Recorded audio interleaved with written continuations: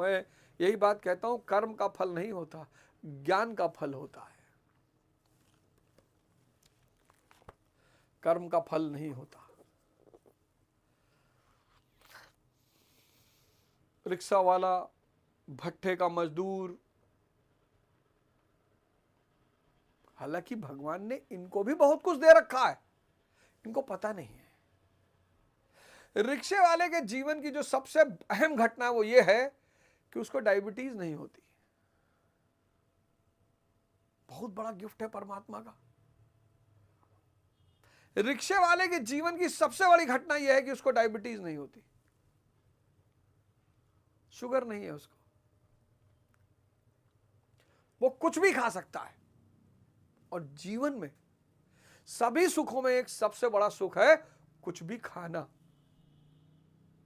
जैसे आधा किलो जलेबी और आधा किलो दूध, रबड़ी मलाई, ये सब अगर खाने को नहीं मिल रहा है, नर्क है जीवन। अगर ये सब खाने को नहीं मिल रहा है तो जीवन नर्क है। अगर सिर्फ करेले के जूस पर जीवन चल रहा है तो जीवन नर्क है। ये भी एक आनंद है, आधा किलो जलेबी और आधा किलो दूध।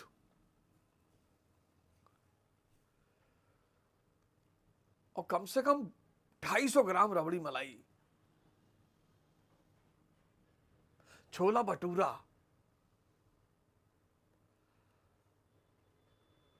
ये सुख नहीं है। लेकिन इस रिक्शे वाले को समझाए कौन कि भाई तुझको भी भगवान ने बहुत कुछ दिया है, और जितना मिठाई खाने की क्षमता उतनी शरीर में ताकत, और जितनी शरीर में ताकत उतना इंद्रिय सुख। शुगर का पेशेंट सिर्फ शुगर से थोड़ी लड़ता है, नपुंसकता से भी लड़ता है। शुगर का पेशेंट सिर्फ शुगर से नहीं लड़ता, नपुंसकता से भी लड़ता है। भाई शुगर अंदर जाएगी ही नहीं, ऊर्जा कहां से बनेगी?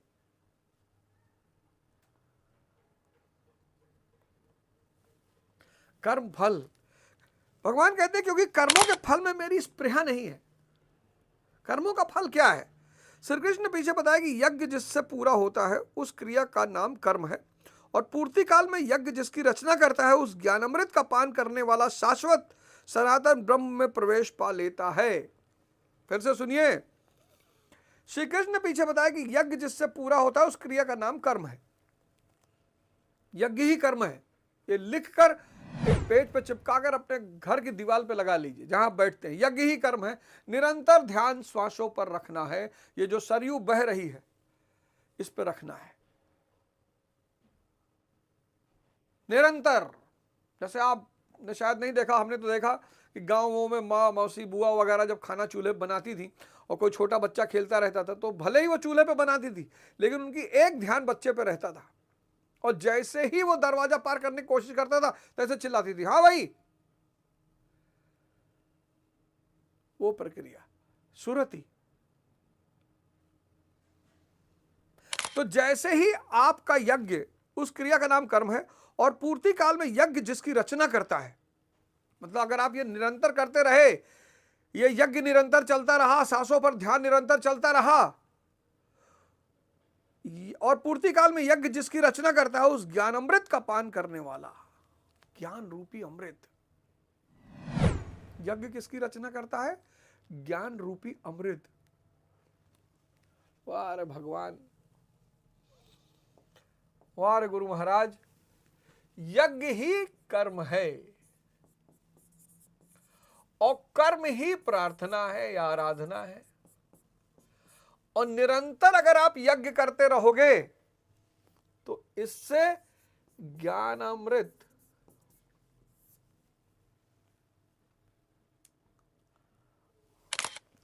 उस ज्ञान अमृत का पान करने वाला शाश्वत सनातन ब्रह्म में प्रवेश पा लेता है। कितना बड़ा सूत्र! 2-4 लाख करोड़।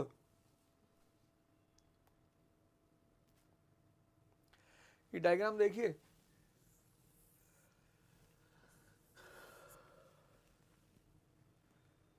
आ जाइए धर्म के रास्ते पर। ये वाला धर्म नहीं जो बाहर लड़ाई कर रहे हैं, नाम बदल दो दुकान का, ये सब तो होना है।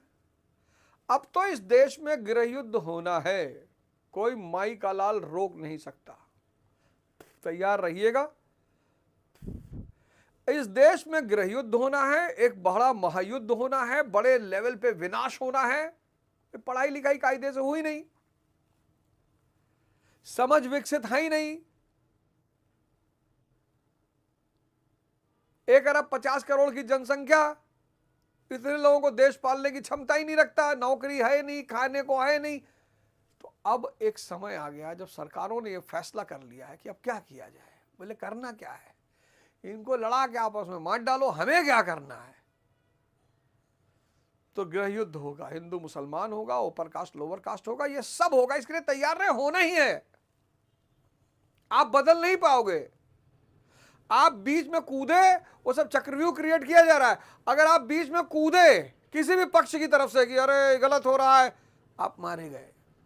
आप किसी भी पक्ष से बोलोगे, आप मारे गए, आपको मारा जाना है।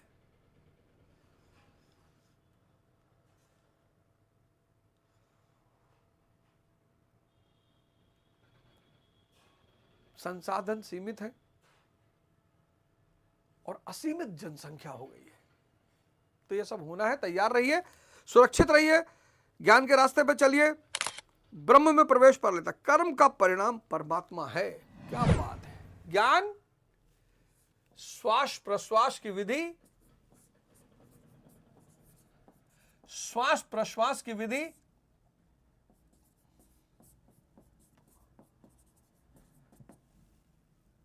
यही कर्म है।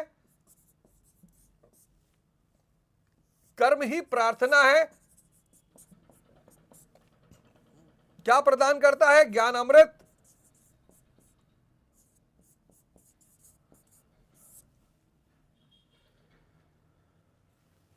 और क्या कहते हैं? कहते हैं कि कर्म का परिणाम परमात्मा है। क्या बात है।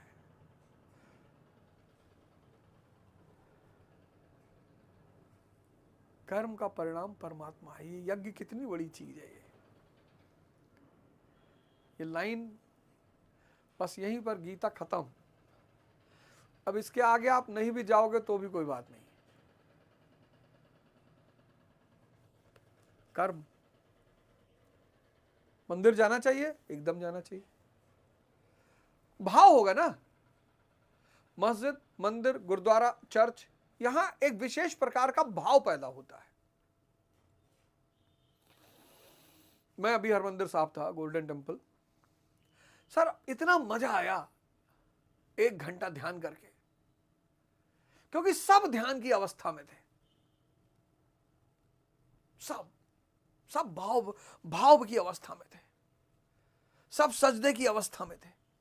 इसलिए मंदिर, मस्जिद, गुरुद्वारा, चर्च जाना ही चाहिए। क्यों? क्योंकि वहां पर एक विशेष भाव की औरा होता है।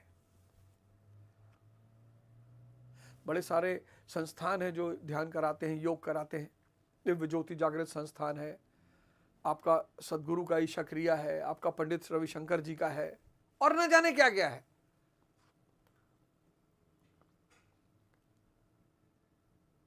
और न जाने क्या क्या है। और कर्म का परिणाम परमात्मा है। उस परमात्मा की चाह भी अब मुझे नहीं है। क्यों? क्यों परमात्मा की चाह नहीं है? क्योंकि वो मुझसे भिन्न नहीं है। तुम यही तो विवेकानंद जी कहते हैं। देखो, जो विवेकानंद जी कहते हैं वही गीता में लिखा हुआ है कि मैं उस प्रभु का सेवक हूं जिसे अज्ञानी लोग मनुष्य कहते हैं। तुम परमात्मा हो।